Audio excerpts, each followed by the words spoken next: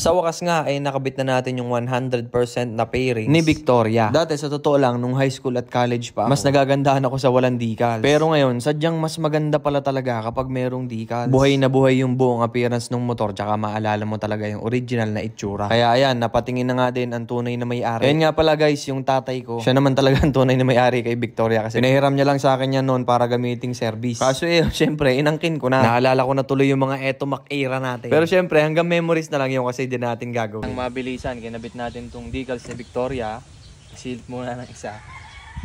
Yan. Kita nyo naman kanina may time-lapse. Pero yung diskarte kasi, hindi ko maituturo sa inyo kasi baka mamaya sumablay, sisihin nyo pa ako. Pero kung gusto nyo makita yung ginawa ko, ganito lang.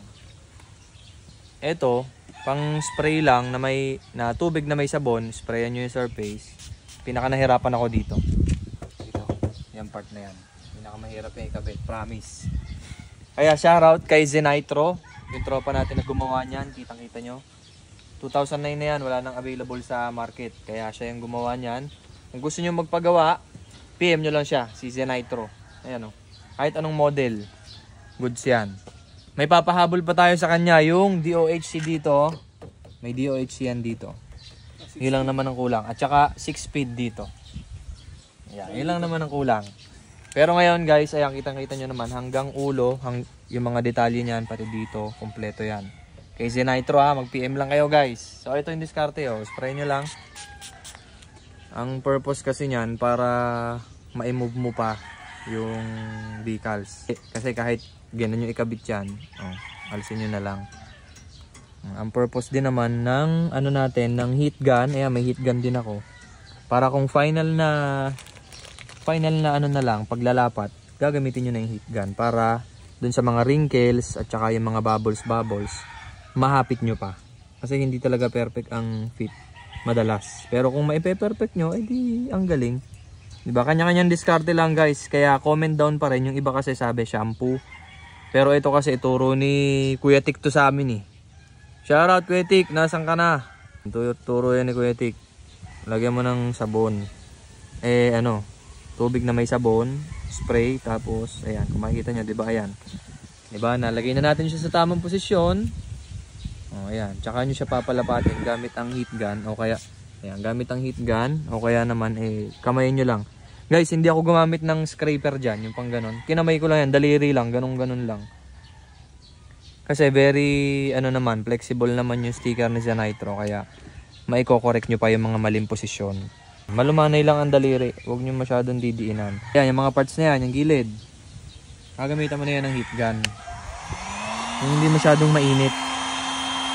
Hindi masyadong mainit. Yung saktong init lang. Para lalapat kasi yan.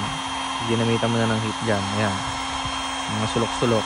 Itama mo lang. At kusang, kusang lalapat. Basta malumanay lang ang daliri. Huwag nyong pwersahin yung decals. Mas magaling ako kanina guys, promise. Parang ganun nyo lang, ayan o, diba? Ayan, pag may mga wrinkles na ganyan, nangyayari kasi talaga yan. So i-move nyo na lang sa side. Siyempre, trial and error hanggang sa makuha nyo yung perfect alignment. Diba? Dali-daliri lang yan guys, oh.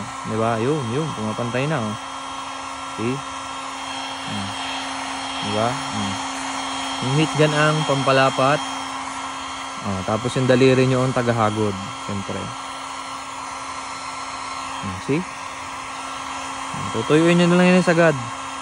Heat gunin nyo kung gusto nyo na matagal para tuyon-tuyo talaga. Angat pa yan, pero heat gunin nyo lang para kumapit ulit. And don't worry dun sa in-spray natin na sabon kasi matutuyo din naman yun. Mananaig pa rin yung pagkadikit nung pandikit nung mismong sticker. Sa huli siya pa rin ang magwawagi.